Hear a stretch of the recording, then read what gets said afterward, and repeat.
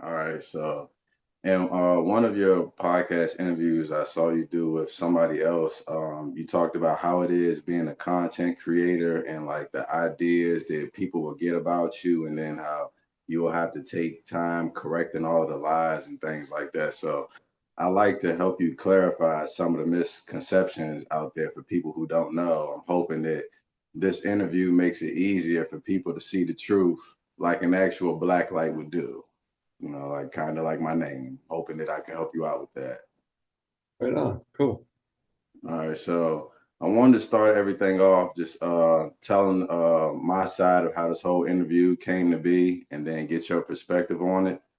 I try not to be too long-winded with it, but it's a point to me saying everything now. So I uploaded my Flat Earth Awakening story on my YouTube channel recently, but just to go through it really quick. Like I first heard about it in January of 2016 when Bob posted that picture on the mountain on his Instagram asking where is the curve. You familiar with Bob, right? Yep, and that picture. Yeah, I remember that. Yeah, so that was my moment when I first heard about it. Now, when I started looking for more information on it, I don't remember when it was that I first found your channel, but I know I found yours first. At the time, you seemed to be like the biggest name out there. Like I had eventually heard about some of the other names like Rob Skiba, Mark Sargent, Dave Weiss, and Matt Boyle, and all of the other bigger names. But I remember when I first was looking for information, I found your channel. You had like well presented videos. Like you always gave me with enough to work with when I was talking to people or debating or whatever. So, like I said, I like to go straight to the source. You seem to be like the first person that I found. So, I don't want to go to the middleman. I go straight to the source. So, um, so I got some notes I'm going off of. I'm trying to go off of my head as much as I can. No worries. Uh, so, so yeah, fast forward to like 2017. I remember I was actually writing and recording my own music at the time I was rapping. And I made my own YouTube channel because I also wanted to spread my music and spread the word of flat earth. But I noticed like most people really just didn't even seem to care. So it kind of discouraged me and I gave up before I ever even really got started. And yeah, I just figured I just need to focus on making money anyway, because even if I wanted to, make music at a high level or even make good quality videos, I would need money to buy equipment and all of that. So um so like I said, yeah, I gave up on that, and I was making music with a message, which that doesn't really make money either. So I gave up on really trying to spread the word on the internet. And then fast forward to a few months ago, I found a guy with a channel on YouTube called Ironwork 92,000, and he does live streams. And he has like a pretty fair channel. So I joined the panel a few times. And then one day, Mark Sargent happened to join. And I know that he met Mark Sargent through some other channels. And I guess Mark Sargent wanted to come on there and answer some questions for people that they had about him. And I hadn't followed anybody, like I said, over the years. I really only followed you and Brother Sanchez also. He used to do live streams, so I found out about him. I followed him as well. But when Mark Sargent was on there, I pretty much let everybody else ask their questions because I didn't follow him. The only questions I had for him was the claims that he made about you. Um, which yeah, that prompted me to go in your YouTube comments and ask you for some clarification about things that he and other people had said when I was on Ironworks channel, just for my own clarification. So now, a couple other claims that Mark made about you is that you have a monstrous ego and you don't like sharing a stage with anybody. But I'm essentially a nobody in the flat earth community. Like I said, I gave up on my channel. I didn't have any content or any subscribers until a couple months ago. And on top of that, you saw my interaction with Dave Weiss, where I called him out for his racist remarks. And when I did that on Ironworks channel, a lot of people didn't see it the way I saw it, and they felt like I was being racist and I was being divisive. And you could have saw it the same way. but none of that deterred you away from interviewing with me. And here you are sharing the stage with me, somebody who's essentially a nobody on your platform. So I just wanted to start it off like that, just kind of to squash that, what Mark said, like just you sharing the stage with me, it goes to show you don't have any ego about you. And like, you're willing to promote other people's platforms. Yeah, thanks. I agree. On my podcast, I like to have smaller channels and just my subscribers and supporters and people that are in the flat Earth movement but don't have such a big voice. That's kind of the main people I would rather talk to versus these people who have either been propped up or they end up debating these globers, and then they're just promoting their channels. I don't see that that's very productive at all. And I don't think I have a big ego, and I don't think that I don't want to share the stage. But what it is, coming from their perspective, is that I do have issues with a few of the bigger flat Earth channels that just popped up right after I came along.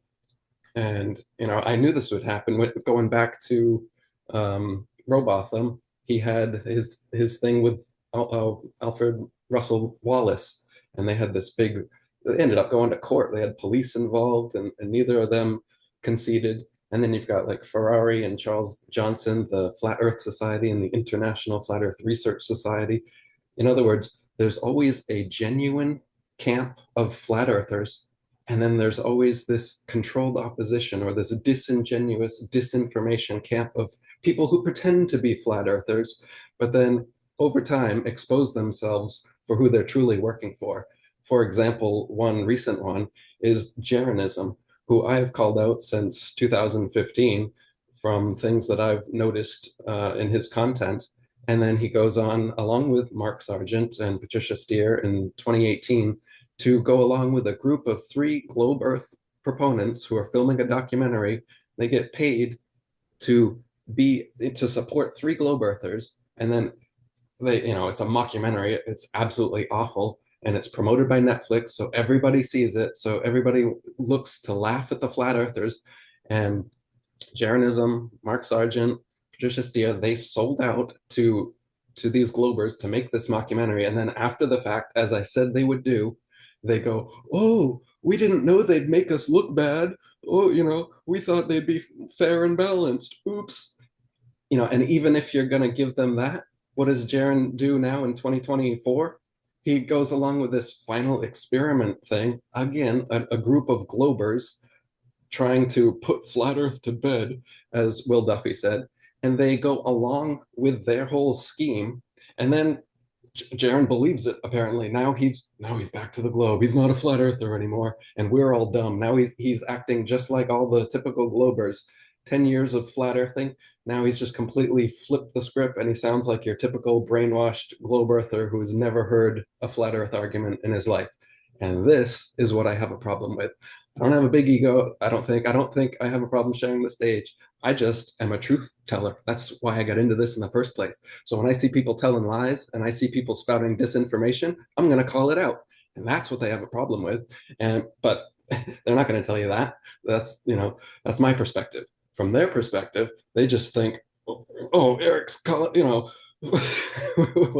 whatever. If you're these people I'm calling out, of course they're not going to have the same perspective I do. But if you don't hear from me and all you hear is what they're saying, then yeah, maybe it sounds that way. Maybe it sounds like I'm this untouchable guy that doesn't want to share the stage with anyone. So I appreciate you saying that and let me clear it up. Right. It's funny because I remember seeing like over the years, I remember seeing the Behind the Curve documentary on Netflix. And at the time when I met Mark Sargent on Ironworks channel, I forgot where I had known Mark Sargent from, because like I said, I saw it, but that documentary, I felt like that deterred me from looking into any of his stuff, because I felt like just me using my intellect and discernment, if I'm looking into the flat earth, this is not a good representation of it. So when I met him on Ironworks channel, I really forgot who he was. So like I said, I let everybody else kind of carry the show with their questions. But yeah, just like I know some people, yeah, they look at you like a recluse, which is understandable on the level. I mean, you was living in Thailand, but you never seem to be standoffish or egotistical or anything like that to me, because you responded to so many of my comments just in your on your YouTube videos over the years that I felt like I knew you. I remember I would jump in your comments like, "What up, E?" and then you respond like, "What up, Black Light?" Like, so it was dope. I felt like I knew you like before we ever even met. Yeah, I try to, my favorite part of the whole YouTube thing is the comments and talking and replying to people. So I absolutely make time for that and enjoy it when people leave, some people leave these multi-paragraph comments and I read them all. I love it. So, and I try to write back to as much as I can. As my channel's gotten bigger, sometimes can't reply to all of them, but I do read pretty much everything. Almost nothing slips by. That's dope. So everybody can see Eric Dubay is easy to get in contact with if you want to reach out to him. But all right, so I want to just touch up on the timeline a little bit, just to get some things clear from just some claims that I heard just from interacting with other flat earthers since I've been online. So of course you're not the first person to ever speak on the flat earth, which you said before, but just for the sake of establishing truth and giving credit where it's due, I want to make sure we get some of this stuff straight. So you published the Flat Earth Conspiracy, which is your book. I have that right here. This was in. Can you see it on there? Yeah, right in front of you. I can see it. Yep. Yeah, that was in November 2014. That's right. Yep. So did you start posting YouTube videos about the flat Earth before then or after? Because I remember you said you was building your social media, your online presence with other conspiracies prior to then, but was Flat Earth involved before the publishing of the book or after? Very little. So I in 2008 was when I published the Atlantean Conspiracy book, and I had an Atlantean Conspiracy website, and that was a lot of other conspiracies. And in that, I did include geocentricity. So that was on my radar. And I had already read William Carpenter and Samuel Rowbotham's book. I think it was in 2008 or 2009. Oh, it was in 2008 I read it. And then in 2009, I Alex Jones was having all these NASA astronauts on, and he was like praising them up and down and not asking any critical questions and acting like everything they did was legit. And at that time, I thought Alex Jones was legit. So, and he was one of my go-to guys. Alex Jones and David Icke were maybe the two main people that got me into this in around 2007. That's when I realized 9/11 and got into this whole research and then started putting out my own stuff.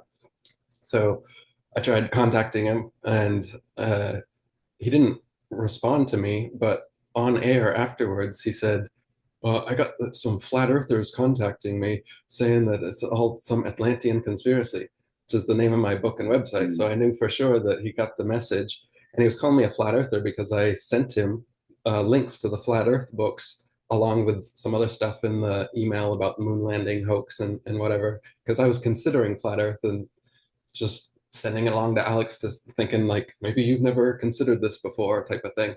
But he literally laughed at me and didn't reply on air. And so that's 2008, 2009. And then somewhere between then and 2012 was when I started looking to the old flat earth books and I was reading those. I was also writing spiritual science at that time. But no, I didn't put out any flat earth information on any of my platforms until November 2014. That was when I exploded my flat earth information. Previous to that, I had just done, as I said, and I had some geocentric information. I did have a quote from Charles Johnson in the Atlantean Conspiracy, because the cover of Asbestos Head is a flat earth drawing, which is kind of funny looking back on it now. I didn't even think of it that way when I was choosing it. I just liked the painting and thought it was appropriate for Asbestos Head. And then a few years later, I became a flat earther and realized what I'd done there. So yeah, no, November 2014 is the main time, and you can see the flat Earth keyword in Google Trends hadn't made any significant jump previous to that, and it was right then when it just started this exponential rise, which is what I had hoped for, which is what I'd been trying to do. But yeah, that was some weird YouTube shenanigans. I mean, that's light. I've had a lot more YouTube shenanigans. They've unsubscribed subscribers, Yeah, lowered the view counts on my videos. Oh, yeah, you've had that happen. They've taken yeah. I away. had I had to resubscribe to your channel for like maybe 4 or 5 times over the years. Wow. Yeah, so they do a lot of, and you've probably seen in Congress, they've even asked, like they're saying, what do you do to curtail this conspiracy theories on your site? Now they put those Wikipedia banners and stuff, Like a little thing right? under each But video.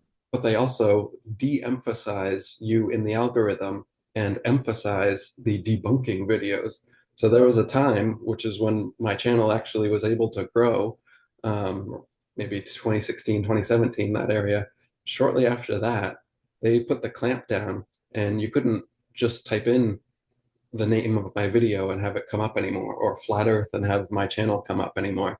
Now you type in the name of my video and some other channel that claims to be debunking my video will come up, or you type in flat earth and some channels claiming to debunk flat earth will come up, and you just can't find genuine flat earth channels unless people share them, unless someone's given it to you. It's You can't organically find it through the YouTube algorithm anymore, and that's by design. They discussed that in the congressional meeting. Right. All right. So going back to the timeline. So I know you said at that time when you had started, there wasn't much on the internet about flat Earth, but this is another claim I wanted to get your side of because it came from somebody whose opinion I respect, but I don't know much about it. I wanted to get your side of it. There was a channel called a YouTube channel called Immortal Souls, and they actually did start putting out flat Earth videos starting in 2013. And I was told that you had you used one of their videos or some part of their videos and didn't give them credit for it. I don't know much about it, but I wanted to ask you about that. I do remember that channel and that his name. And yeah, he was real early flat earther. That's possible. And it could be possible that I used a clip without giving credit too. I'll apologize for that if that is the case. I'm not exactly sure on that one. Eric, you know what? See, that just shows how solid you are. I was a little worried about asking you that question and how you might take it, but I was even telling my lady, I was like, he down to earth. I feel like he'd just give a straight up answer, like, look, you solid for that. Look, is it okay if I plug my guy's channel real quick? Sure. His name is Old Me No More. So Old Me No More, that question was for you. You see, he didn't duck it or dodge it. He was just straight up and apologized if he did. All right, so you published your stuff November 2014, and then you said it was around, let's say February of, or well, you saw the spike start to go up in the flat Earth search, and then it was around February or March of 2015 when Mark Sargent popped up with his flat Earth clues, right?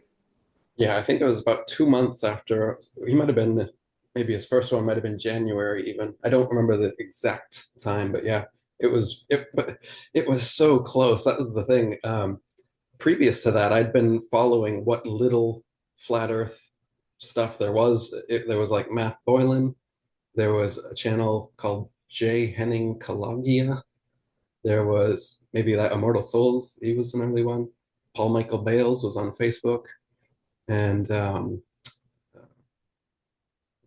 had another one. I just slipped it. But that, no, yes. What's his name?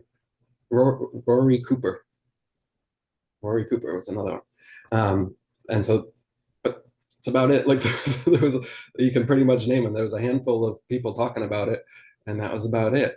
So then, like I said, I published the first pro flat Earth book to be written in 50 years.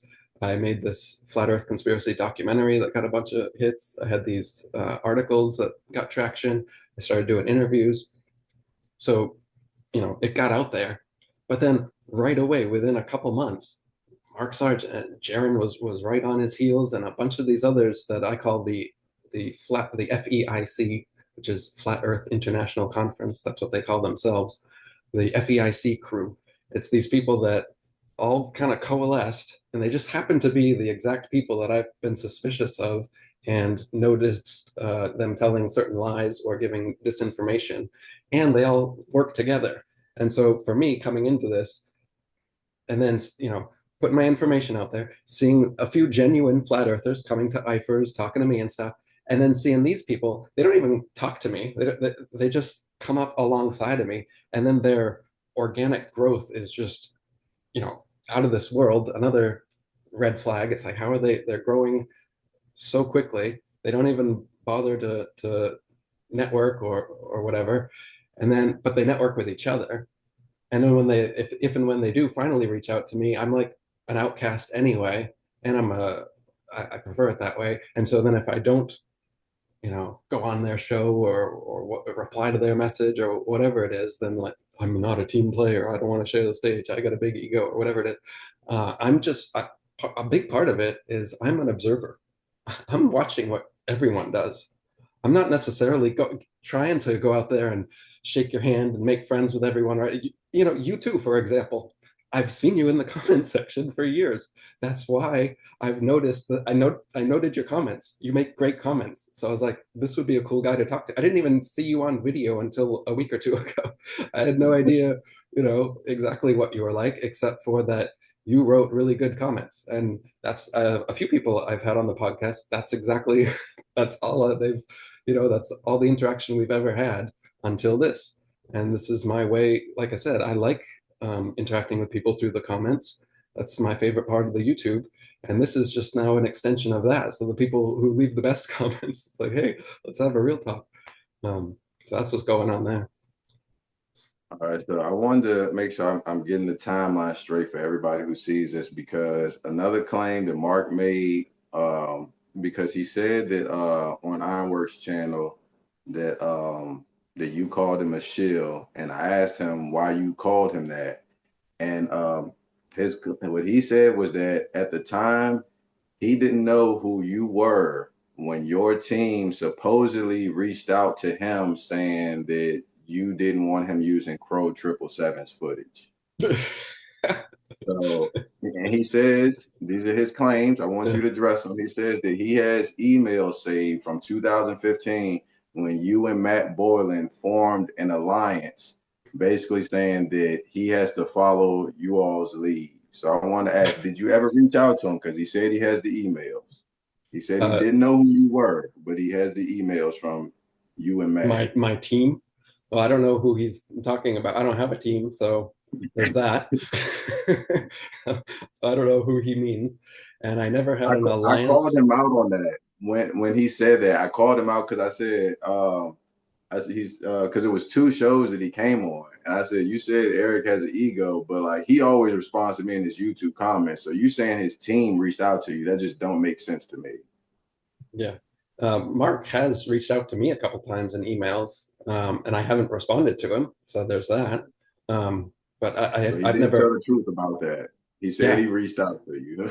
Yeah, he did recently. He way back then he did, and then fairly recently as well. He reached out to, I don't know. I think he said something like, I'm sure this is a shot in the dark, and you won't respond to this email, but just wanted to see if you would want to let bygones be bygones and squash things type of stuff. But I mean, we've never had real issue because I've never actually talked to the guy. Like I said, I'm, I'm an introvert first of all, and I'm big on observing.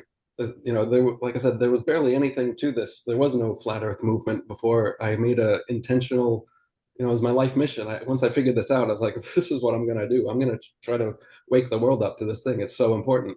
And so it's like my baby. So having done that, I pay close attention to everything that's happening in this flat Earth world. And when make red flags for me, I don't jump in and want to like hang out with you and promote you. I even more want to step back and see what you do, the more red flags you have. So these people that have had red flags for me, I don't talk to them. I don't go on their shows. I don't, but I do have, say, IFERS, for example, where I will I'll post videos of theirs and make, if they say lies about me, like you're saying, for instance, yeah, I'll post that in a forum post, just to have it recorded. So for posterity, when people ask me questions like this, why do you call Mark a shill, or what, why do you think that he's not good for the movement? Whatever. I try not to use the word shill anymore because it's so divisive and quick, and there's nuance to what what a shill, because there's, I think there are people that are paid and absolute disinformation agents, but then there's also, kind of person that's like an unwitting shill, and it's hard to know who's who exactly. But point being that there's trustworthy and untrustworthy people. There's people that I would recommend and people that I wouldn't recommend. And when you are discerning like that, a certain segment of the community doesn't call you discerning, they call you divisive. And I don't agree with that. And I know you don't either, because I saw you recently posting a series called Discernment, where you mentioned something along these lines. Maybe you can add to that. How do you feel about that, discernment versus divisive? Do we all have to play nice? Do we all have to be unified and everyone is on the same ground? No, all flat earthers were created equal, or do you think there is some room for calling out people that are potentially saying things that aren't true? Hey, look, Eric, look, I think I planned this out pretty good because I'm going to get right to that in a little bit, but I want to try to just keep things in the order that I got them noted down. Is that cool? Yes, cool, cool. All right. All right. So the last claim that Mark made about you that I wanted to address, he tried to clean it up later, but he said you uploaded a video called Adolf Hitler is the greatest guy ever. Now, like I said, he fixed it later because I called him out on it. I said, I've been subscribed to Eric Dubay for years. I never saw that video, but I feel like he knew what he was trying to do to paint a worse picture than what it was. Now, granted, I get how those people could see the actual title as offensive, and I don't want to speak on something I don't know, but there is like I don't know the word for it. I don't want to call it a belief, but the idea out there that black people are the real Jews or Hebrews anyway.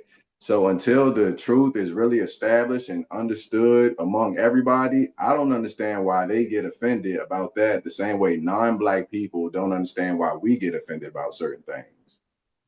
Sure. Yeah. And no, it wasn't called that. It was a banned video, and I probably can't even say the name of it, but you know, no, that wasn't what it was. And he is hyperbolic like that. And that whole crew is, when they mention me, they exaggerate or just outright lie about me in their claims about why I don't play with them, why I don't play nice with them. They've got this whole, idea of their own about why that is. But as I'm saying, it's just because I've noticed red flags and I take a step back. And if I see more red flags, I take another step back. And that's just how it's been and it's only a handful of people. Maybe only 10 to 15 people maybe in the movement that I feel this way about. It's not that many. It just happens to be some of the bigger names. And so a lot of people just get bent out of shape about that. All right. So after Mark Sargent went on Ironworks show, I guess Dave Weiss saw it as an opportunity to go on the show and do some PR work and try to clear his name.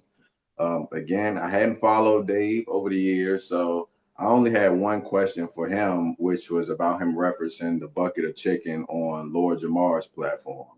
But I never asked my question on that first show because I wanted to be respectful of everybody else on the panel, their questions.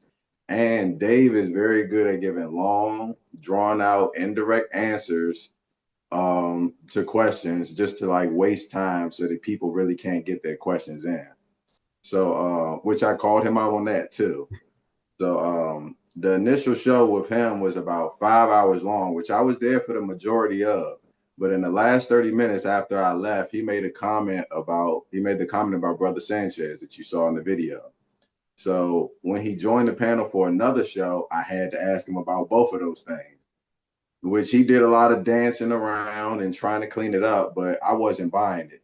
And when that happened, there was quite a few non-black people in the chat saying they agreed with Dave. They didn't see it my way. I was the one being racist and pushing a division within the community. So just going back to what you said, like it's like I don't know. I guess they I don't know why certain people get the tag of being divisive and not others. Like Mark and Dave don't get it when they say that you hate them or they're making claims of you being anti-Semitic. They don't say that they're being divisive. It's just me for calling out what I feel is like some racial insensitivities, if we want to just put it like that, and like you for calling out what you feel are people who are just not honest within the movement. I don't know. I get the same thing about being divisive. I don't know. So like Yep. I feel like I don't know how you feel.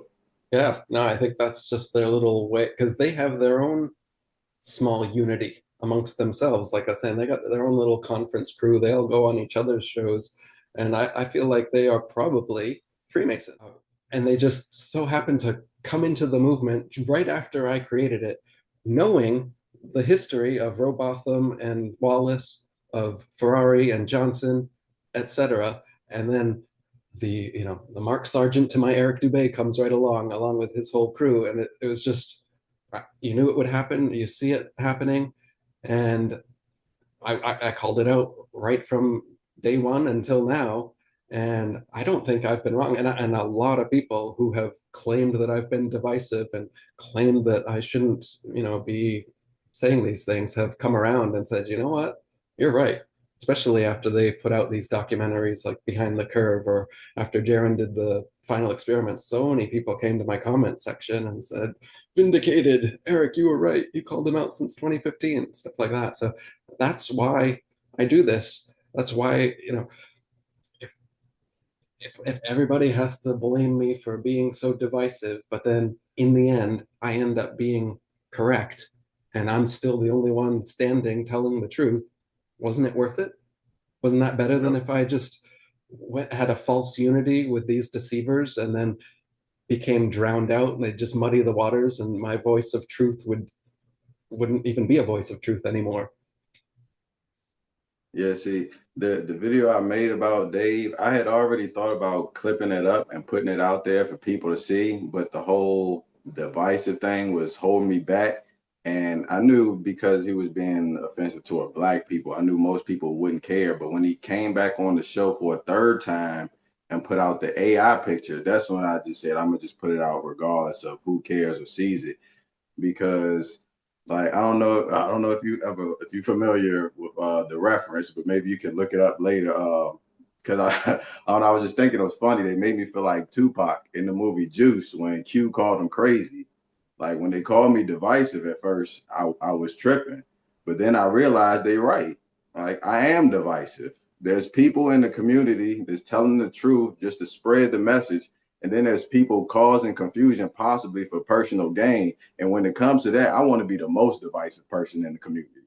Yeah, I'll be divisive. Call me that. I want to be the human lie detector. Bring black light in so he can weed out the fakes from the people that's doing it, honestly. That's it, man. That's why I'm in this for the truth. I wasn't in it to make friends. I didn't come out here to have a unity among whoever comes out and claims themselves to be a flat earther and gets the most subscribers of a flat earth YouTube channel or whatever. And oh, now I want to be a. That wasn't why I was doing this. The whole point was to tell the truth and to expose this huge lie and other lies. I mean, I was doing that before the flat Earth. When I found out 9/11, secret societies, banking conspiracies, the New World Order, the Illuminati, all this stuff, my mind was blown. I had no idea that the world actually operated this way. I was a normie like everyone else. They can, the way the television tells you the world is, I assumed that much. I mean, I didn't really venture into conspiracy type thinking until around 2006, 2007. And then once I did, it just changed my whole paradigm and my focus in life. I was more just I was focused on myself, honestly, just doing whatever. And then when you find out that the world is being deceived on such a level, it just made me refocus on. I felt like the future that was coming, this whole new, and still feel like, and it hasn't really gotten any better. It's only gotten way worse and more obvious since then, which is this kind of one world system, this digitization of world currency, and one world banking, and getting everybody on a chip one way or another. It's absolutely happening, and the way that inflation versus cost of living. This banking conspiracy is huge. It's turning everybody into slaves, and most people don't even. And it's not even really a conspiracy. I mean, it is, but that word has been so loaded that when you use it, people just act like it's not truth. But it's like, no, no. I mean, the history of banking legitimately is a conspiracy. And if you look into it, you're going to find that there's reasons why inflation and the cost of living are out of control and completely imbalanced. Um, and things like that should make the everyman actually want to look at these things, because one of the things you hear all the time is like, what does it matter to my life, the shape of the earth, and I still got to go to work in the morning. And I mean, it's not so much about the shape of the earth as about the level of deception. Right. There are lies to this level, to the level that you don't even know the shape of the earth, that you think you're spinning around the sun and floating around the galaxy. Like, the amount of science fiction fantasy that people believe as science fact is ridiculous. And it goes far beyond the shape of the earth, and it goes right to your paycheck and the taxes being taken out of them, and how the money system, how money is even created, how it comes out of thin air. Um, and that very much should matter to you, and it does affect your daily life. And you might not have to get up to go to work in the morning if we all really focused and paid attention to how important this kind of stuff is, how much we're being deceived by this, and just stopped playing along like conspiracies are the dumbest thing, flat earth is so stupid. People like to tell themselves these things so that they can stay complacent in their mainstream view of the world. That's the reality of it. Because if you actually step out and look at some of these alternative viewpoints and study some of this alternative information, it's not that crazy. It's not that stupid. It's actually quite intriguing, and there's a lot of evidence for it. And the more you look into it, the more your worldview starts to shift that way. And that's why people have that view. They're like, tinfoil hat conspiracy. Oh, he's gone off the deep end. Oh, he went down the rabbit hole. These phrases exist because that is what happens. It's not that you lose your mind and you go crazy. No, you open your mind to alternative information that most mainstream people have never heard of or won't open their minds to. And once you're able to do that, you find truths that most people have no idea about. And so, from their perspective, you've gone off the deep end, you went crazy, blah, blah, blah. But again, if you personally take this journey, you're going to find that you didn't go crazy, you went sane. Right. Yeah, I made like my way of when I started making videos, I tried to just make short videos and just keep it right to the point. And one of my first ones, that was exactly what I said. It's not about the shape. It's about the fact that we're being lied to. And what I always try to do, I stress like using relatable information. And like the main thing is money. I'm still working on how I can, like, let's say in 30 to 60 seconds, make a perfect connection between the flat earth and how it's related to the money. It's the reason why we're all struggling or just paying outrageous prices for everything. Because I know that, I don't know, like I said, relatable things like when Jeff Bezos did the whole nonsense with the rocket and Katy Perry. Like I feel like I like when certain things like that happen because it's something everybody can connect to when there's celebrities involved. And then I feel like we can use that to easily show people, how we being manipulated. NASA's getting billions and billions of dollars of our tax like money and just deceiving us with experiments and like paintings as if they real pictures, just like that. Like I'm like I said, I'm still working on it, trying to make that connection with money and the flat earth. I don't know, because like it's hard because another thing, like I feel like so many people just get off topic, like and just talk about things that are just so unrelated or just get straight too far away from the flat earth. And that's why, like, I just don't like when people say that you're divisive by calling out Shields or saying I'm divisive by calling out these things. If you're causing confusion, you're going to deter people from it. just like me with Behind the Curve, it made me not want to look into Mark Sargent. I'm sure when people start getting into light refraction and thermodynamics, you're gonna lose the average person. Like try to keep the information relatable if we really want to wake people up to it. But I feel like some people just trying to come off so smart, like I have all the answers. One thing I always say in my videos is just my opinion. I'll tell you right now, I don't have all the answers. If you want to debate, like, the stars and all of that, you can go to Santos Bonacci for that, or, somebody who studies that. I deal in logic. I deal with what makes sense to me. I'm not going to argue with you about vacuums and how they work and whether your science makes more sense than the science I believe or I think. Like, I feel like that just all those debates, like you were just mentioning earlier, just blowing up certain platforms just for a debate.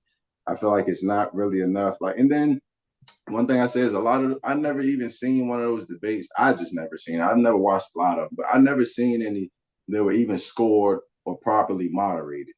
It seems like every debate I see, people just start cutting each other off, getting disrespectful, and then whoever's the host of it, they got their favorite. Usually, from what I see, is Globe side people hosting Globe debates or whatever. But I don't know. It's just it's a struggle. I'm in this. I just end what I'm my point right here. Is one thing I heard you say is a common question you get is like, do you think the masses will ever wake up?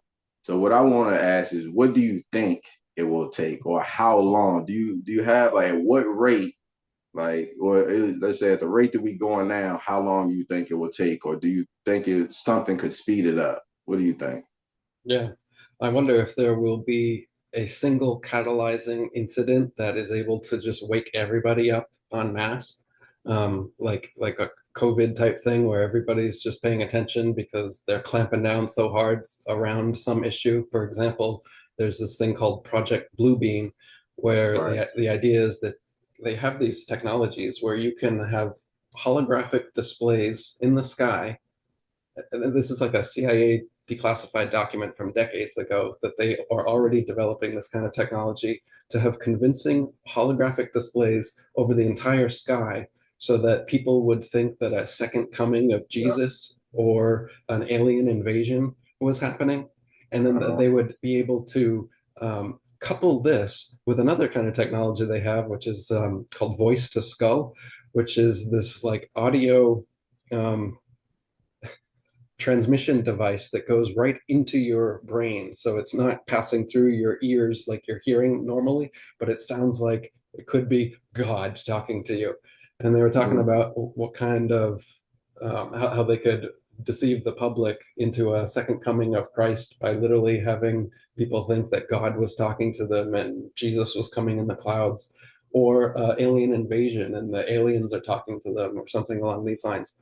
So, I mean, this seems way far fetched and crazy, but to be honest, what happened in 2020 seemed pretty far fetched and crazy before that took place. Nobody would have ever thought that the entire world would be able to shut down in unison and have everybody 6 feet apart, standing in lines and wearing masks for years because of a sickness that is like no more deadly than a common flu, but then propagandize everybody into thinking that it's like the worst bug that's hit us in the century. And so, I mean, uh, a lot of faith in humanity went down during that time, and a lot of you're able to see how controlled we truly are and how far along this new world order actually has progressed.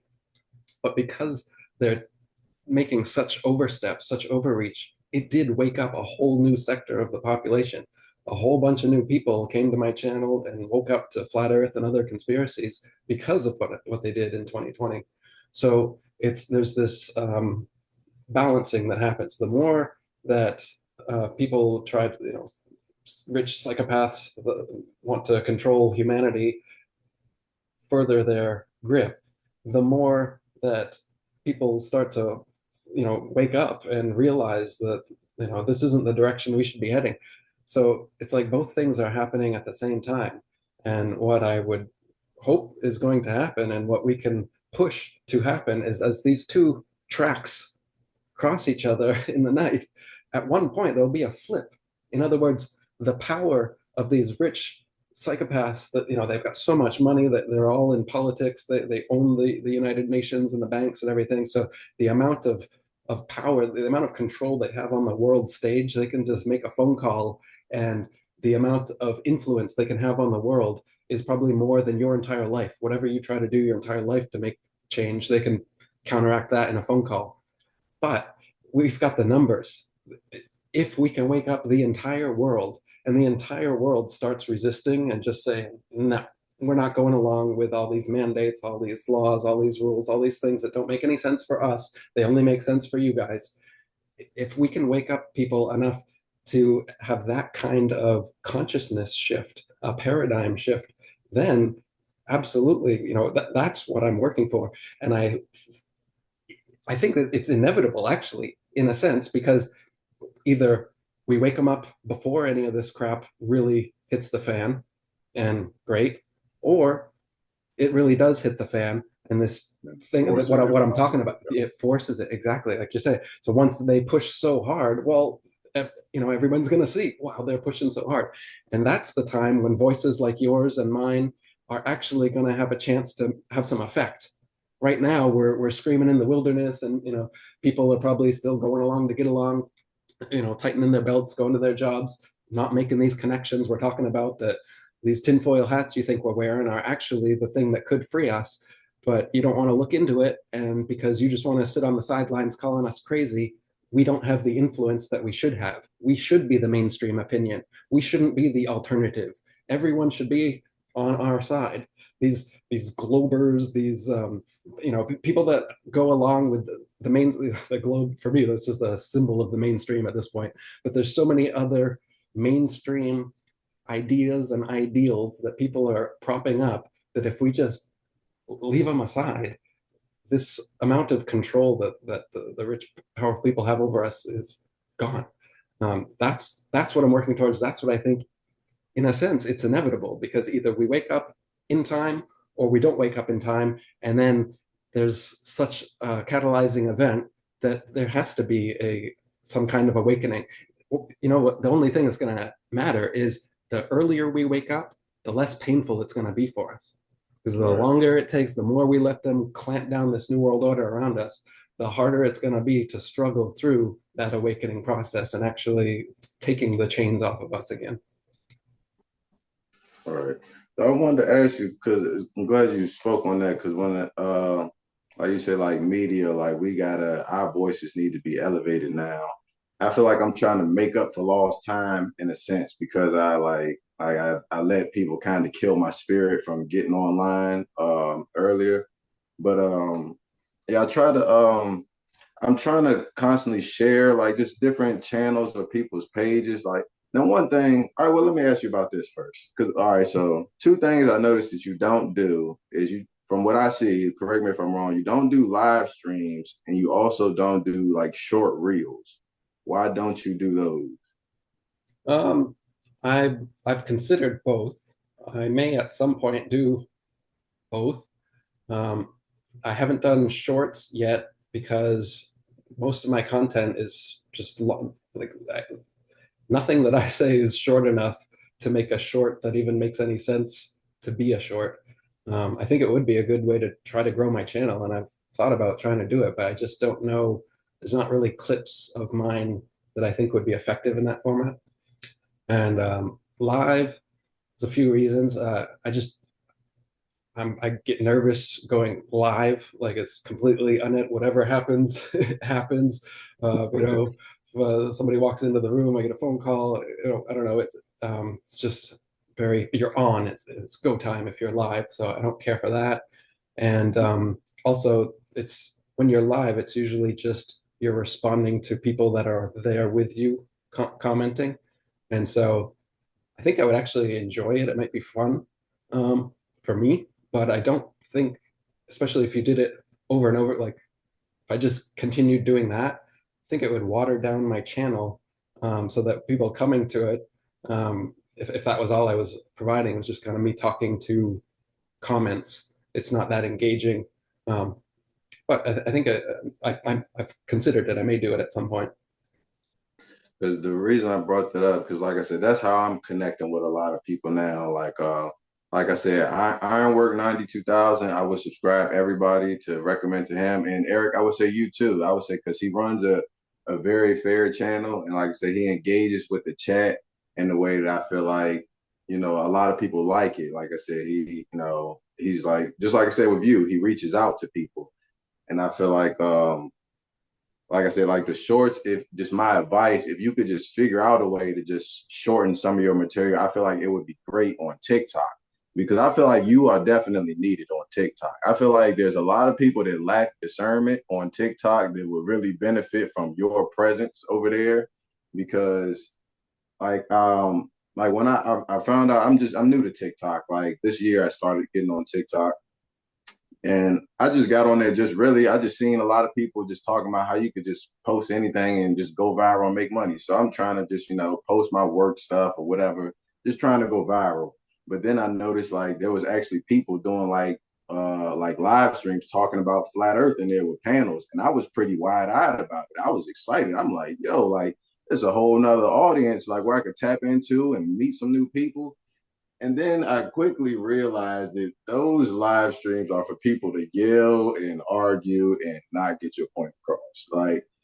And I don't know, like, just to me, like I said, I feel like your presence over there, would be helpful. Like I said, if you could do some things in short form, if any way you could figure out how to do that, that would be helpful. And maybe just like I said, with the live streams, if people could just reach you more, and then I would say to not maybe an idea to not water down your channel because I don't really like doing live streams. I feel like if I don't have something to talk about, I don't really want to go live. But I feel like maybe there are certain events that you could maybe like so like last year when they had that eclipse or whatever, that maybe could have been a reason for you to go live and just get that's something that people is eager to hear your opinion on it. You could maybe go live and give people a chance to, interact with you in real time. So you don't gotta do it so often, but people know when there's certain events, they might be able to catch you live. Yeah, yeah, sure. But but yeah, also I wanted to say yeah, because and then the thing I thought about, yeah, because as far as going back to when you was talking about banking, I was thinking about money involved with all of this and like people just wondering like if people are into like the flat earth for the money or whatever. And it's just I think like you really only from what I see, you got your books and you got the membership on YouTube, which I'm a part of now. But like I feel like if you were in it for the money, you could have been doing like live streams and more things like that. But I've been talking to some people, getting some opinions, and I don't know about Dave Weiss, but a lot of people saying that he's like making millions off of his app. And I want to know how you feel about this because I believe that activists should be getting paid for spreading the word. Like like that's why I support you. But I feel like at what point do we use our discernment and say no, are you is this the only reason you in it for? Sure, right, exactly. Like I was saying about those documentaries, there's globe Earth proponents trying to make a documentary. It's a couple of them, and these flat earthers just line up to go in, and so they're getting paid by the opposition to make a documentary, and then claiming that they didn't think that they would make them look bad. Or Mark Sargent, for example, he went to I think it was in Australia, and he did this betting app commercial. It was on television, and they just made him look like a dumb flat earther. That's why he was there. He was there to play the role of the dumb flat earther on a TV commercial. I I mean, think I saw that. did you see that? So I mean, that's the kind of thing that that's what I would say is a shill. That's clearly shilling. You are purposely making yourself look dumb on television for money in the name of the thing that you're supposedly the king of flat earth. You're supposedly exposing flat earth, but then you go on and I forgot, it was like a 30-second bit and I don't remember the little gags they made, but it made flat earth look dumb. Obviously they were poking fun of him, and his whole Yeah. shtick, just the way Mark is, I don't know. I assume that's just how he is. Same with like Patricia. Some of these people, I wonder, do they know how they come across, or is there somebody above them that sees how they are, and they're like, oh, these people will be perfect for the job, and Yeah, the me and what I mean by that is that they're not relatable people. They're very plasticky. They have these. I mean, they can talk and they can smile, and Mark and he can get along with people, but they're so superficial, and Patricia even more so. She's what made me start doing those impressions. She was so fake that I could do the impression. Welcome to Flat Earth and Other Hot Potatoes. That's how she talked. And welcome to today's show. And just associating Flat Earth with that type of persona, or like I said, yeah, Mark going on that commercial, that is training people subconsciously to yeah. say that this is some weird crap. What is this lady on about? Hello. And the way she's like stare at the camera and hello, welcome to Flat Earth and Other Hot Potatoes. Today on the show. I mean, so it doesn't matter what you're saying after that, because the way you're saying it is so unrelatable and cringy that nobody wants to Immediately go turning there. people off. And that's why they chose them for these documentaries behind the curve. And like I'm saying, and I wonder myself, I wonder, is this like an act? Like, is this a meta act these people put on and they know how unrelatable and cringy they are? Or is this just how they are? Like, Mark just really is this way. And maybe his Freemason brothers are like, we got a job for Mark. This is going to be perfect. I'm That's what I think happens. I think that they are given these positions, and they're doing their best. That just is Mark. That just is Patricia. She wants to be a radio show host, and that's what she thinks a good radio show host looks like. Oh, when I talk fake and put on a face like this is what I think a good show looks like. And so I'm right. actually being authentic to myself, but in the background, I think they're being paid to be flat earthers. Here, put out this message, blah, blah, blah. Same with Jaron. That's why now he just flipped and just continued on like nothing had happened the past 10 years. And now he's a script glober. Just like he's on, like he was with Simon Dan. Like he goes on their channels and they're like buddy buddies now. He was fake angry at them and fake against them for the past decade, and now they're best friends. And what happened? They paid for a trip for him to go to Antarctica. Apparently, I mean, it's obvious to me what's going on here, but to a lot in the community, it's still murky. No, I agree with what you're saying because I was thinking the same thing. It's just like actors in the movie. You want different personas to be able to appeal to the different demographic. You want to be able to get as many people as you can. So let's get Mark, who's a little more softer, a little more, he can talk a little more. People like that approach. Or we got Patricia for the female approach, or we got Dave for the he kind of attack people a little more. He's not afraid to call people names and whatnot. Like people are going to like the different approaches. Because I even thought about the same thing. I suggested this on Ironworks channel.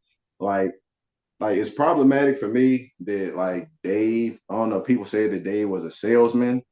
Like, but I do think that if we're trying to like reach people with the flat earth, we should look at it as like a product that we selling as far as just how do we reach people? The same way a company would do. How do we reach the kids? How do we get the message to them? It's not about selling it to them, just how do we open their minds up to it? How do we get, if we could look at the demographics like, all right, well, Kansas is a state where it's not that popular, or why aren't they researching it in Kansas? What is it about? Like, let's figure out how to reach out to them. But like I said, I thought the same thing. Like with just those different personas, it's just like they picked Mark. He was the perfect person for that movie. It's like they know certain personas. Like one. I don't know if I heard you speak on Austin Whitsick yet, but he's another one who I never watched his videos, but I've heard so many people talk about how amazing he was at speaking and how great of a debater he was. And I think he was like I just think, like I said, that persona. I think they found the perfect one to like, he's so captivating. He gets so many people, and then once we, make him look compromised, they won't know what to do. Like just like you said, I think they were so good at picking those people because, like, I know it's people that say they feel like Austin is compromised, and I know he did a live stream yesterday, and there are people that are supposedly flat earthers that were watching, still watching the live stream, and then probably I didn't, I saw it through some other channels, and I didn't look at all the comments, but I'm sure people was in there upset about things that he was saying or whatever. But it's like, why are you still watching it? Why are you still feeding into it? I know so many people sent money. Like I said, I've been talking to people, so I know they sent Jaron money to help him get a GoPro. They sent Austin money for all of the stuff, and they feel like they deceived them. So like, I don't know, like I said, it's just the personalities. Just like we grow up watching the television shows, all of the celebrities, Denzel Washington, Brad Pitt, Tom Cruise, all of the action stars, the same way I feel like with these characters, they knew the personas to put out there to be able to get to people. Yeah, exactly. I think that is what they do. There's a certain, well, like astrology, for instance, there's like 12 signs. Or with the boy bands, there's like five types of Yeah. men apparently that you could always line up and let's pick the pretty boy, the bad boy, whatever. And Mm-hmm. so if you get those archetypes to promote whatever message you want, as long as you cover each archetype to be the leader for that type of person that wants to hear information from that type of person, there you go. And all you got to do is compromise and compartmentalize the people at the top, and you're all set. Everybody else is just follows your little Pied Pipers that you set off. I think we just figured it out, honestly. Uh, um, so a couple other people I just wanted to ask you about because I just learned recently that Rob Skiba died. Actually, because I didn't follow him. Did you have any relationship with him, or how did you feel about him? Was he a shill in your opinion, or?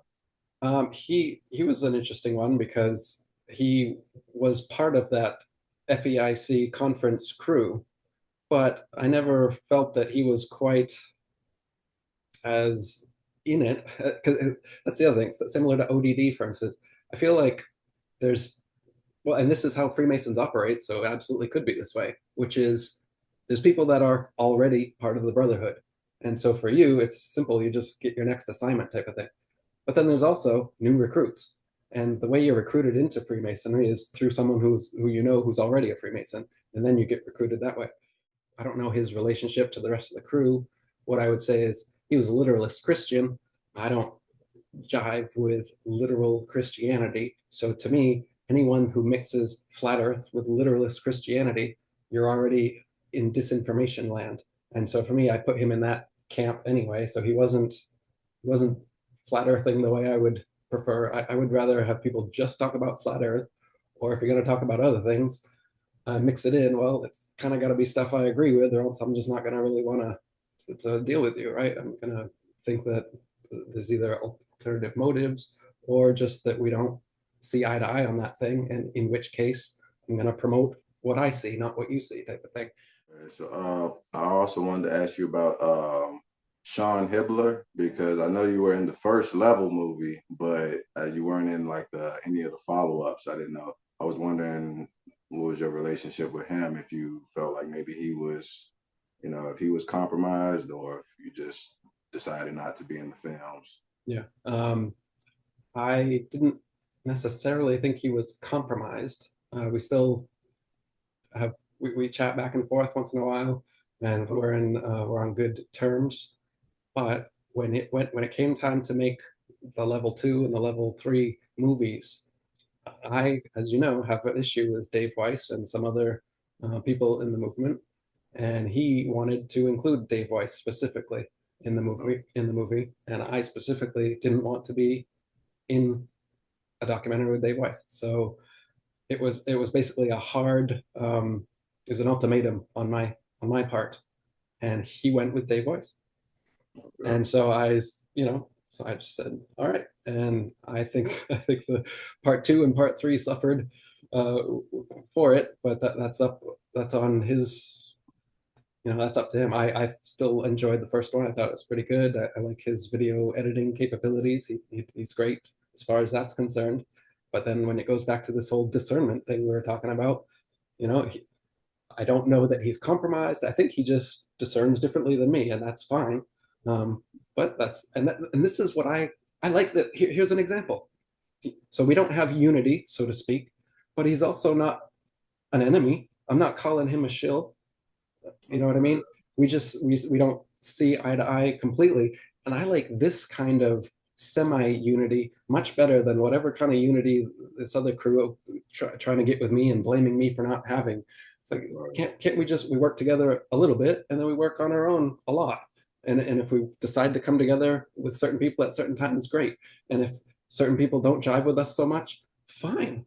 Why this big deal, acting like we all need to be unified and acting like if I've got an issue with 10 flat earthers out of 100 million, that it's some big issue. Yeah, yeah, I mean, I don't I mean, I I guess that leads to the perception of you saying that, people saying it's your way or no way or whatever, but it's just your request. It's your personal request. The same way anybody would. They don't want to, if me and you are friends and I don't like somebody and you want to hang out with that person, it would be natural. Okay, well, I'm just gonna not hang out with y'all today. I'll hang out Right. with you when you're not around them. But I don't know, people always making things more than what it is. But yeah, I want to circle back. There's a thought I had when we were talking about like the archetypes and whatnot, and I brought up Denzel Washington. And I know there's a quote that he has that I always think about when it comes to like the flat Earth. He's talking about how like I think it's like just the time of social media, just the way there's like so much information out there now that people are more caught up with the need to be first as opposed to the need to be right. Mm. And I think that's, he was talking to the reporter, like, I think really trying to get the message through to her, like, what a responsibility you have on what you're reporting. But I think it's with all of us. I think that's like why, and then I also so I want to tie in a couple things here. I was wondering because in my experience, like out in the flat earth community, I don't see as many black people out there. And I know that, like my people, I know we more caught up with like, getting maintaining some type of financial stability as opposed to the flat earth. I feel like I know a lot of them feel like that conversation is a waste of their time. But but yeah, it's just like with the need to be first, so many people want to be content creators and just reacting to things. And like that's like the most important thing to people. It's like I don't care about what's true or what's right or what's relevant. People are talking about Tory Lanez and Meg The Stallion. That's hot in the news. Let me jump right on it. Even whatever they might have reported it incorrectly. Let me react to it. Oh, Diddy is in the news. Let me report to that. And I hate that my people is like so caught up in that ignorance. I know that's just my people. I'm working on my people. I know that ain't your problem. But I was just wondering, like, how do you see like in the community? Do you see like a lot of black flat earthers? Like, how do you see it like out there? Like, Yeah, I haven't noticed that there's like uh way less than any other race. I don't think that there's like that you're falling behind the Asians or anyone else. I do think that is pretty even split as far as I've seen. there's a lot of people that feel like I'm wasting my time with this conversation. And it just bugs me because like I feel like my people, we know that the government, like I feel like we should be like more aware of this than most people. We know not to trust the lies that come from them and just to see that, well, I mean, like I said, I know it's, we more focused on making money, but just like I said, with the new, even just not like just black people, just so many people want to be content creators and just reacting to anything and just putting anything out there and just flooding just Right. the internet with just nonsense. I don't know. It's just That's like I that's what said. I was thinking. Yeah. The point I was thinking was when you said about being first rather than being right. That I do Yeah, notice, and I think that is part of the content creation grind. Is that it doesn't really matter if you put out truth. It matters that you're first. It matters that you get to whatever the trending subject is right away, because that's how you're going to hit the algorithm. You're going to get the views, you're going to get the money. And so people that are doing this for a job, and that's most people are doing YouTube for, to make money doing the thing they like. They're not using YouTube to try and expose a global conspiracy. Um, right. so it's a very different thing. Um, I was doing it for years, making no money, And then finally, I started selling my books. I made some, and then just this past year, or almost 2 years now, I opened a Patreon, and so people have actually supported me that way, and YouTube memberships. And I absolutely appreciate that I'm able to do this full time now, and you know, get paid to do it. But I didn't previously, and I did it for nearly a decade unpaid. And I worked teaching English and teaching yoga and Wing Chun and doing other things. Um, so for me, it's still truth. That's why I do it. But if you don't have some element of trying to be first, make those catchy thumbnails, get that a catchy title for the video and just the right length, and deal with the YouTube analytics. You have to play the game, or else your truth message isn't going to get there. So I even get part of this idea that you have to do this algorithm grinding, or I don't know how to word it, just to Yeah. even get a real message out there. Even if money isn't what you're doing it for, you still got Yeah. to play the game, or else you're not going to win. And that's why on my channel you'll see I'm like doing streams about basketball because basketball has become so big, it's almost like a religion nowadays. So like I do that sometimes just to try to get into the algorithm. And it actually worked one time. I was doing a live stream and somebody told me that he got recommended to me.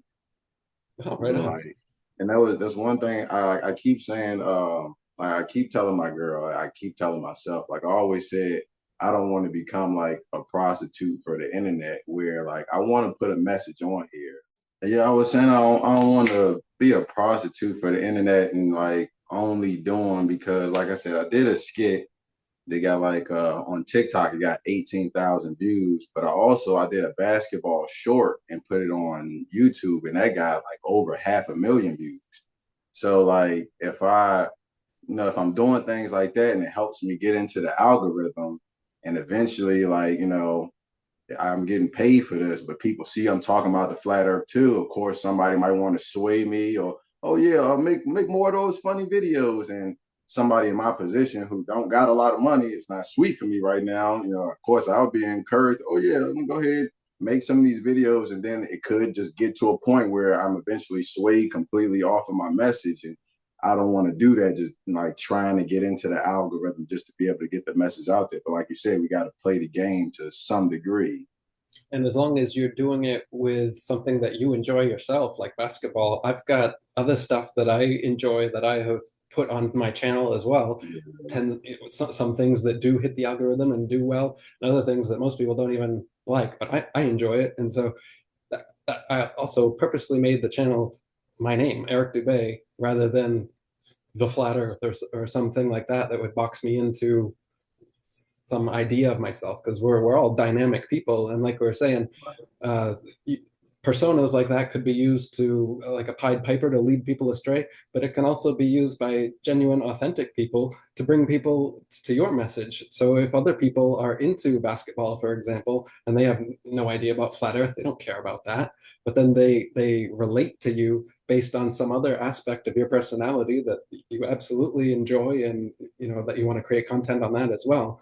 I think that's totally valid, and I think that's a perfect way that we can kind of infiltrate the algorithm, so to speak, without compromising ourselves or our channels in any way, because people are multifaceted like that. We can be a flat earther and enjoy other things and have our channels be about all of it.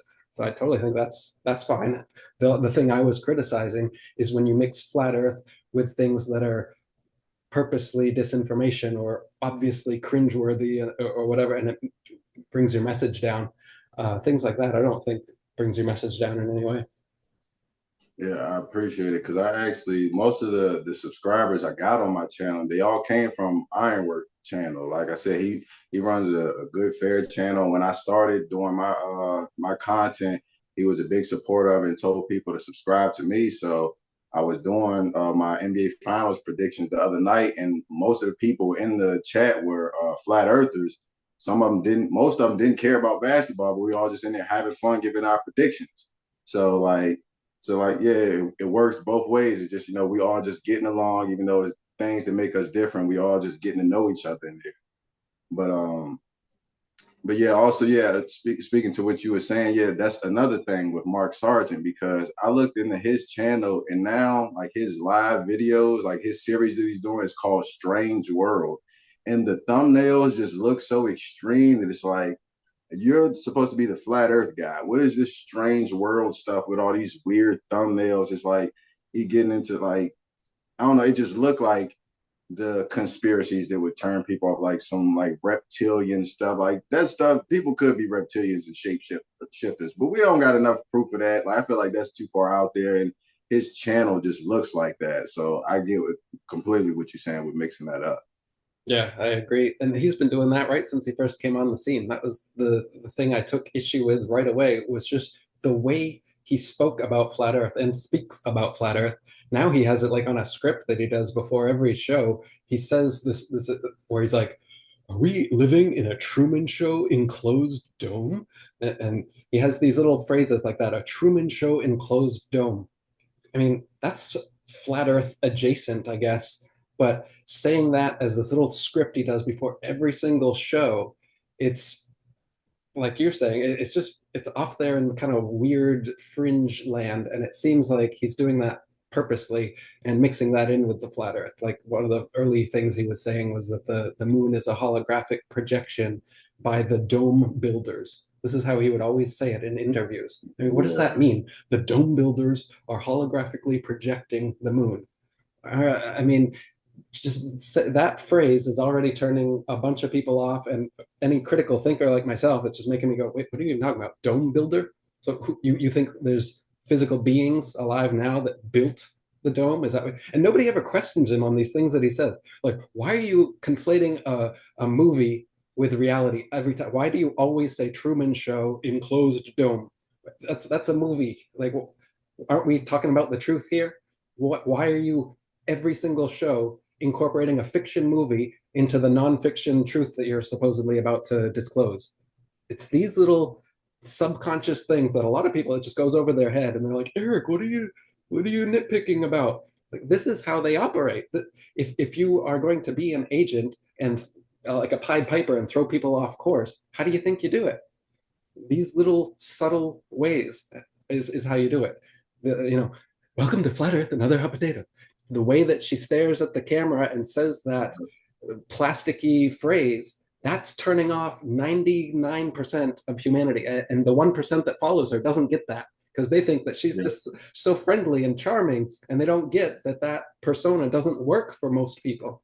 Exactly. It's just like a company putting out a spokesperson. They wouldn't put out somebody like that because they know it would turn people off. But flat earthers somehow don't see that how that would make us look bad and turn people away from it. Some of them. But I mean, a lot of people do see it, and I'm grateful for yeah, that. But of course, like we're saying, there's these sectors of the population that are going to see a person that is their particular boy band type that they go, oh, I like the pretty boy, and pretty boy Mark just says it the way that I like to hear it. And so that they're going to go get the information from him. And then if the information from him is compromised and there's misinformation and there's lies about me and lies about other things in it, well, that's going to be truth to them because he's their guy. He's the leader. He's the one that they found out about flat Earth from. So they think he's a truth teller about all things. And so they call it muddying the waters. That's what's happening. You just put a little drop in the clear water of this mud, and now suddenly you can't see what's going on there. And that's why I think it makes sense to be divisive. If you want pure water, you got to be right. divisive. If you just want a unity of muck in your pond, then fine. You can just have everybody welcome everyone who says whatever they want to say. You just have to claim to be a flat earther, like Jaron for the past 10 years. Didn't fool me, but apparently fooled pretty much everyone else in the community. And this is the kind of thing I'm saying. And that poison water, that's a perfect analogy because I heard somebody else use that analogy before too. Like like because so many people say things about like, oh, Mark and Dave, they did so much good for the movement. They woke up so many people, but like if they're compromised in any kind of way, even the 99% of 99% water, that 1% of poison is enough to hurt you. Like so, Right. why people allow that is beyond me. But but this is why I say I feel like you are needed on TikTok because like I said, I talked to some people on there, and what I hear certain people like when I ask them for their opinions on like you and some of the other bigger names, and what they'll do sometimes is they'll lump y'all together as like the flat Earth OGs, and I feel like there may be some division needed there, and certain people may not like it, but it's another reference for any hip hop fans out there. I think that you are kind of like the Kendrick Lamar of flat Earth. Kendrick Lamar released a song recently. I don't know if you know anything about the Kendrick and Drake beef, but it basically stemmed from Kendrick Lamar, J. Cole, and Drake being like considered the big three. And Kendrick Lamar said, "Ain't no big three, it's just big me." And I don't. That's just me saying a few. You don't got to have the ego, but I think you need to kind of divide it up so that people don't like look. If you want to support them, that's one thing, but I don't support what they are saying. I have my own message. If you want to support me here, it's my new TikTok channel. I got these new little short videos for y'all to share because people love doing that too on TikTok. People love sharing and reposting all those little short videos. And I think you can make them like up to like a decent length too. I think maybe like 3 minutes or more. So I think you got some stuff to work with there Yeah. if you want to do it. Have you ever seen any of my rap videos? Yeah, I have. Similar to Kendrick Lamar, I actually have done some diss videos of other people in the community, so that analogy does kind of fit. um, Yeah, another thing that I'm trying too is you familiar with Kyrie Irving, basketball player who came out and said it was flat. yeah, So I know so over the years, because he loves basketball, wants to keep his job. I understand why he stopped talking about it. Certain people say he switched his position, but I followed him. I know he just kind of he gave them what they want enough to get him off his back. But that's what I thought as well. I didn't think he changed his mind. He just got a lot of backlash, like everybody does, and he just had to kind of mitigate that in a way that he could keep his career and keep his status without, because they'll destroy you over stuff like this. If you want to hardline certain issues and stand for that and nothing else, well, all right, then we don't care how good you play basketball, so to speak. If you're only going to use this platform to spread some flat earth message, for example, which the people on high in society, they spend lots of time, money, and energy making sure you don't figure these things out. So they're not going to just provide platforms for people to expose them if that's what they find their main mission is. And so I see him similar to what we were saying. If basketball is his main mission, but he can and has had a side mission of awakening a bunch of basketball enthusiasts to the flat earth, and that's perfect. That's what everybody can do. Everybody has their niche audience of something that has nothing to do with flat earth that you can bring into it, like you were saying in the live stream, where the live stream was about basketball, but actually pretty much everyone in it was flat earthers. Now imagine somebody coming into that discussion not knowing that, and everyone's on the same page about flat earth in a basketball stream. The influence it would have to somebody, they would be like, what, you mean everybody in this stream is a flat, I'm like the only non-flat. That'll make them feel like they're the outcast and they need to yeah, research flat earth just to be part of the in group. That's the exact reason why most people don't research flat earth, is because they don't want to be in that fringe out group. They don't want to be known as the crazy flat earther. But, and this is what I'm hoping will eventually happen soon here, is the tipping point will be reached. We're becoming a large minority. At some point, we will be the majority. And once that happens, the rest will just come along anyway, because they're the followers that didn't research this for the years, and they were just following anyway. They'll follow the new mainstream narrative because that's how they are. And those aren't really the important people to get anyway. We need the discerning leaders. The followers will follow suit eventually anyway, once this is the mainstream narrative. But before that, you need to catch the rebels, the outliers, the people that don't actually care about social status and social standing, and they're fine with being laughed at and called crazy or whatever, because they've got a bit more emotional and intellectual fortitude than the average person, and they can take it and still keep going with the truth, because they find that truth and integrity and authenticity is far more important than just having the mainstream like you and agree with you at all times. all right, yeah, and I got brought up Kyrie Irving because he does streams on Twitch as well. And I know he has like a pretty big following over there. I was actually in the stream he did the other night. It was like 5 hours long. And so he can't, talk about like the flat earth like that, but he's still just waking people up to truth, just talking about current events and things like that. And I'm just hoping like to kind of get on his radar because I feel like, it's almost like certain people like him, he needs people to say things for him, like he can't speak on it, but people that are in what he calls his tribe, we can come out here and he can elevate our voices. So I'm like I said, I'm trying to do my part. Like I said, making up for lost time, trying to make connections on all these different apps, YouTube, TikTok, and Twitch, or whatever way I can, because I ain't got no $1 million or no nothing like that at stake. So I'm all in with it.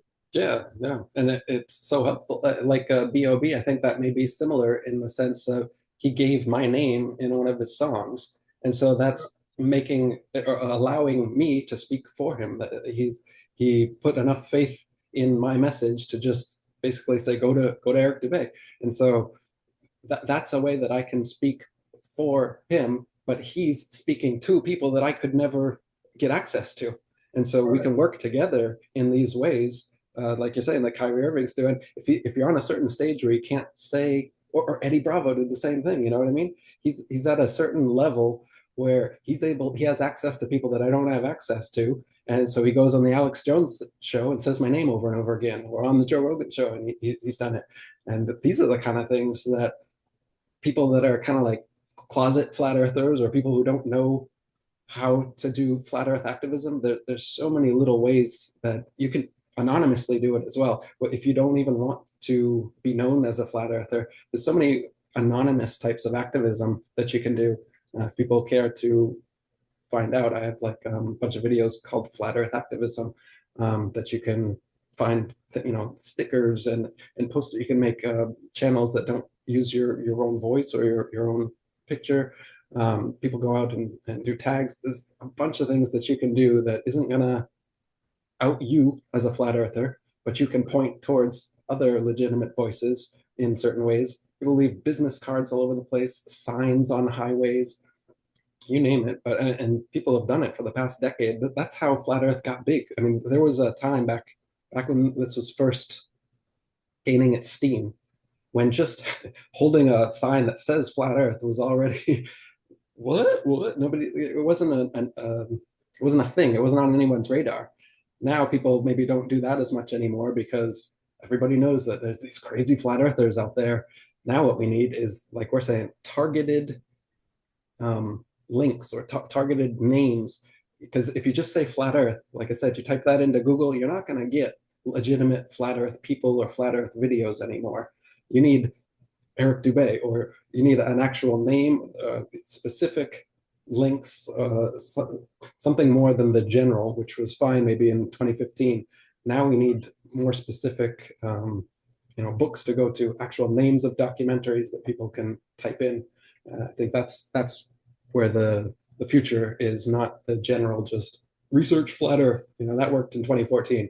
Now you tell people to research flat earth, they're not going to be able to. They're just going to come up with a bunch of disinformation or globe earth shill debunking type videos. They're not going to find the real good flat earth videos that were actually waking people up a decade ago, that have mostly been banned now, and hopefully some re-uploaded, but a lot of them lost to history. Yeah, that's why I always talk about it the way I do, and like just emphasizing keeping things on a relatable level, because I know I heard you say the same thing before. It's like over the last 10 years, it's become popular enough to where most people have heard about it, but it just did most people just haven't cared enough to look into it for one reason or another. So, like, yeah, I do. Yeah, certain things I've done in my own way too. I'm gonna send you some more stuff. I meant to send you some stuff a while ago, but I'm gonna send you some more stuff of what I did. But but yeah, I just want to. Oh, this is actually one thing I wanted to bring up. I know we're probably running out of time to get ready to just kind of close it out here. I'm kind of at the end of my notes, but yeah, this is kind of funny thing I wanted to bring up. So there's a guy that I've met on Ironworks channel. His name is Harmon Walker. I just figured I'd bring this up just because he might watch this. You know, you allow me to upload it on my page after you send it to me. So yeah, just speaking, just I know he watched you for like a while. I think he was like a big supporter of you and your IFRS page. But I know what he was upset about is he said that he was on like the Wall of Shields page, like I guess on the Dave Weiss part, and he said like one good thing. He said something about he thinks Eric Dubay and Dave Weiss are both good guys. And he said he got banned from your page.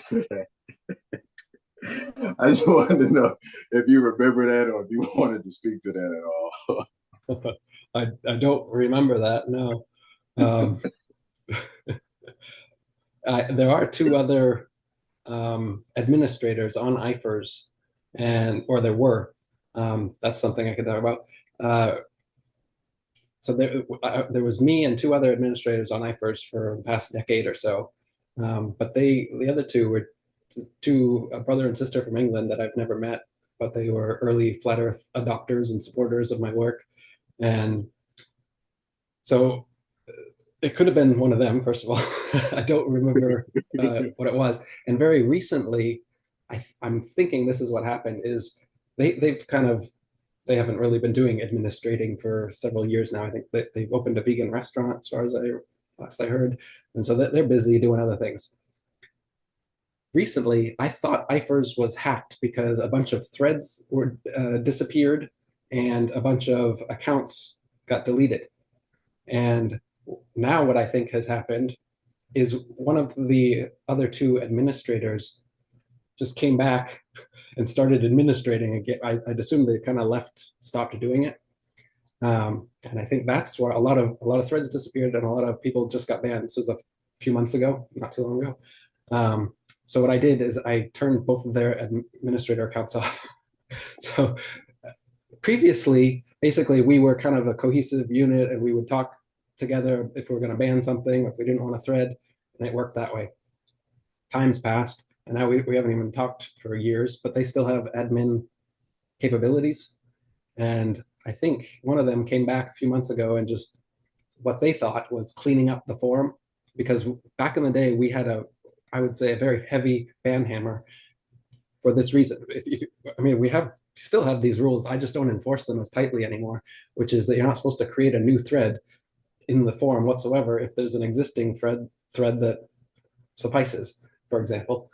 Because people just love to start new threads and talk about random stuff. You know, drinking pee for health, for example, is one that was deleted that I would, back in the day, we would have deleted those. And this is why I think this is what happened, is I think he came back, he or she, and they deleted the thread and the people that were leaving these kind of questionable stuff on IFRS, because that's what we used to do.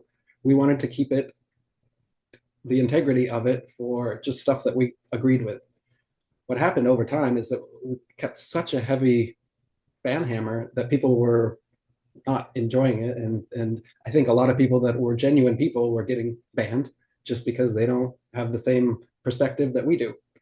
And I wanted to open that up a bit more and just, all right, let's just allow perspectives that I don't agree with, but still let it on. So that's what I've been doing for several years now. And I think that's what happened, long story, recently, is that they came back, they banned a bunch of people, deleted a bunch of threads, and that's their right to do so. That's kind of how the MO was back in the day. But I've kind of switched it up over time because we got a lot less people posting now too. IFRS was booming back in the day. Now it's, now everything's moved to YouTube and others. It's not the internet changes over over the decades. Forums aren't a big thing anymore. So anyway, I don't recall the Harmon, or I don't know what his IFRS name was. I know the thread you're talking about, but I'm not sure exactly what happened there. Like I said, me too. I have gotten softer as time has gone. So like I used to ban anything. Like if it wasn't right on what I thought was legit, get out of here.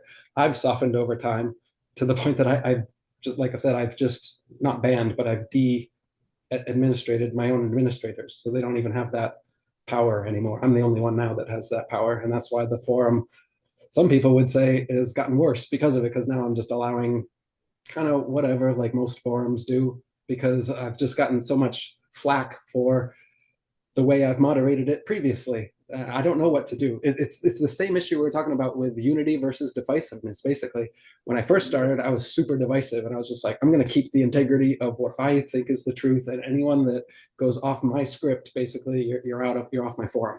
I admit that's kind of how that was.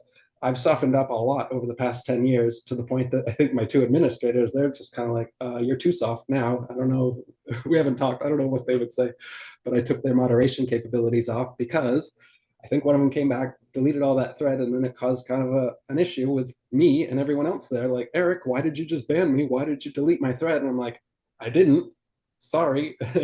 So I thought it was hacked. And then I looked a little further at what was hacked. And I think this makes more sense. Is I wasn't hacked. It was the administrators just came back and started administrating again. All right, so Harmon, if you ever see this, there you go. It might not even been Eric that did that. So I asked the question for you just because I know that was something that he had mentioned to me. So I just wanted to throw that out there to you. Even though I'm gonna be honest, in your defense, even if you did that, I would have understood because yeah, like yeah, just like you said, keeping the integrity of it pure. If you know I don't support him over here, well, you support him somewhere else. I ain't gonna lie, Harmon. I would have did this. Yeah, hey, look. I ain't gonna lie, but And that's possible. I like I said, my hardness and softness on the forum has kind of changed over time, and depending on when that was, it could have been me or it could have been them. I'm honestly not sure. right.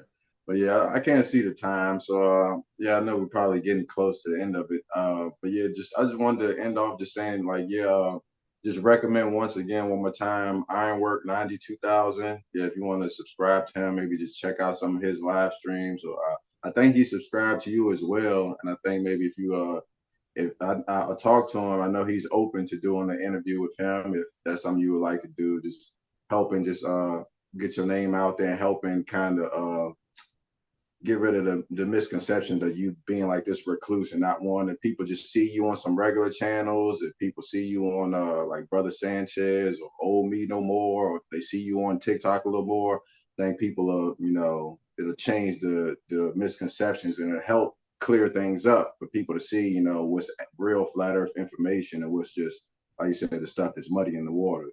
Right.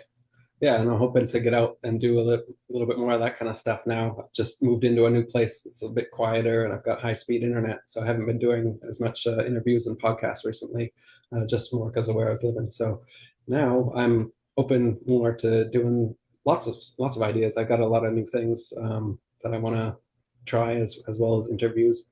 So yeah, I'm open to that. Actually, I think I just saw Ironworks in the comments on my last video. I recognize that name. So yeah, I'll definitely check that out. Check out his channel. Yeah, and if just my last thing, just before we go, if I could just plug my music video real quick, is it okay if I do that? For sure. So I got a music video on my channel called Detox. It's about social media addiction. If anybody want to check that out, I got a pretty good music video with clips in it that I put together, and I also got a lyric video on it as well. So hopefully y'all check that out, help my channel grow, and we can spread this word. Absolutely. I'll put a link to your YouTube channel down below as well.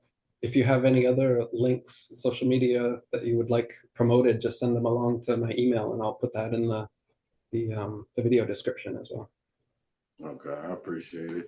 Yeah, E man, I appreciate you for sharing the stage with me, man. Even though people, you got that huge ego, you don't like sharing the stage. I appreciate you sharing it with me a little bit.